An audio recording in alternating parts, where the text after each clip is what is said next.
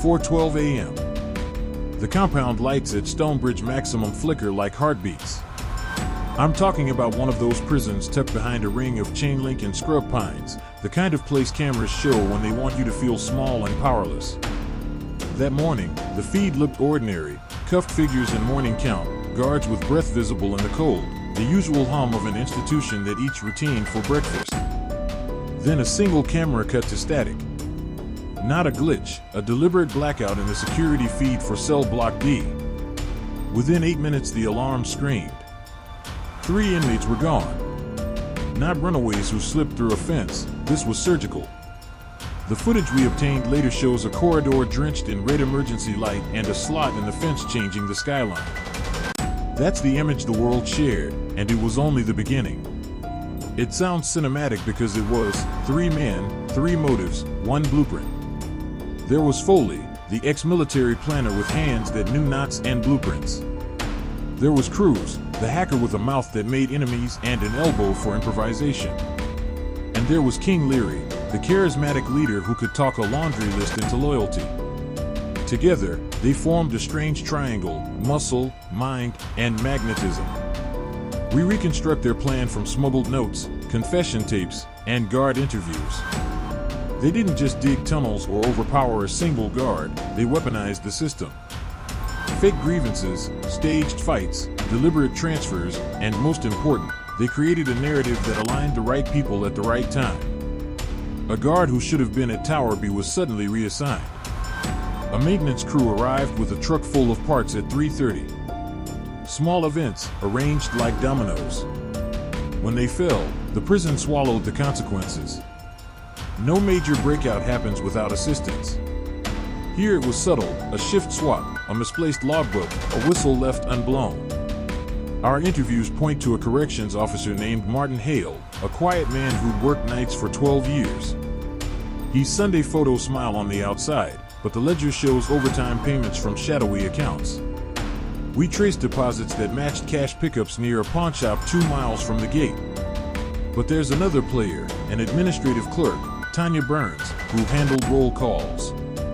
The handwritten annotations in her file, CT 3 o'clock, matched the disruptions that masked the escape. Was she coerced? Bought? Or convinced it was about righting wrongs? Her voice on a hidden recording is crooked with tears as she says, "I thought it would fix one thing and not break everything."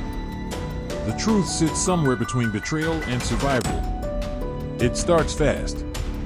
The plan used both chaos and timing: an orchestrated scuffle in the yard, a power interruption on the west cameras, and a maintenance panel open long enough for crews to route traffic from inside the prison server. They exploited blind spots, the space between 2 cameras where the feed overlapped and the software didn't check twice. Leary, Foley, and Cruz moved like a practice team.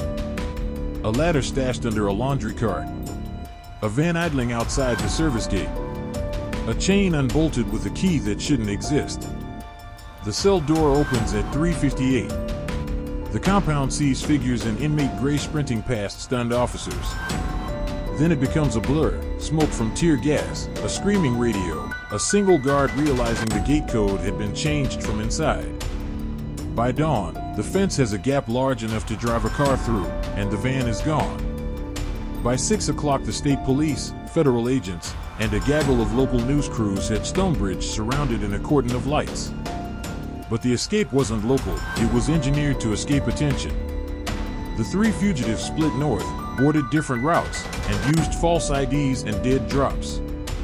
One was seen on a grainy toll cam near I-95, another boarded a freight train heading inland. They had planned contingencies for every odometer reading. We followed the chase like a pulsing lead: a tip in a diner, a witness who remembers a laugh, a tire track in a muddy culvert.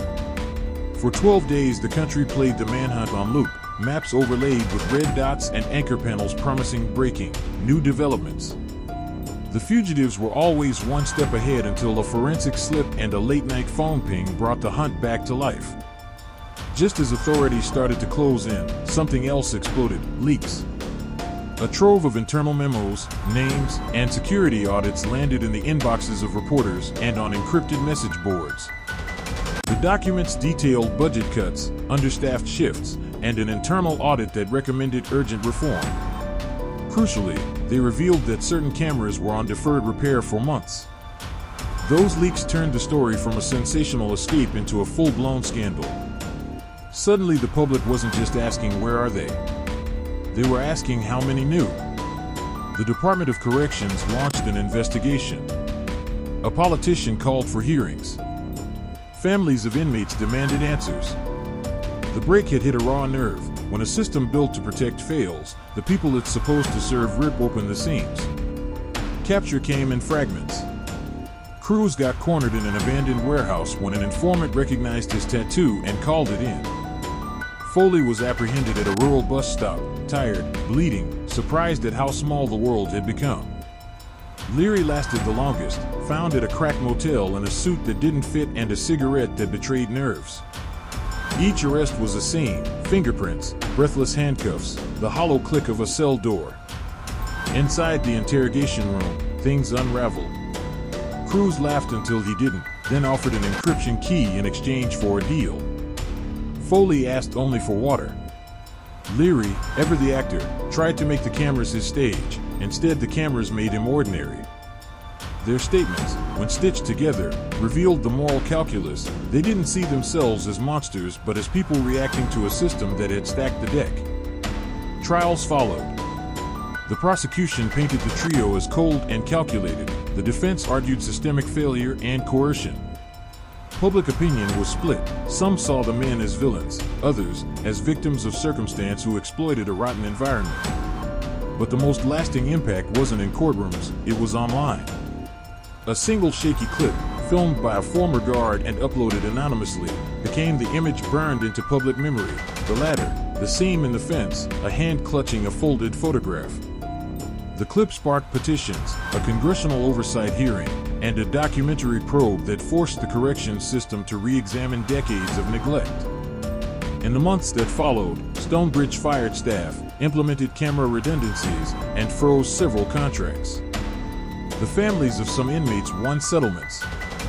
The public, which had watched breathlessly as the break became a carnival, had to ask harder questions. When the worst happens behind bars, who pays? The men were returned to cells with longer sentences. The system got a reckoning it had dodged for years.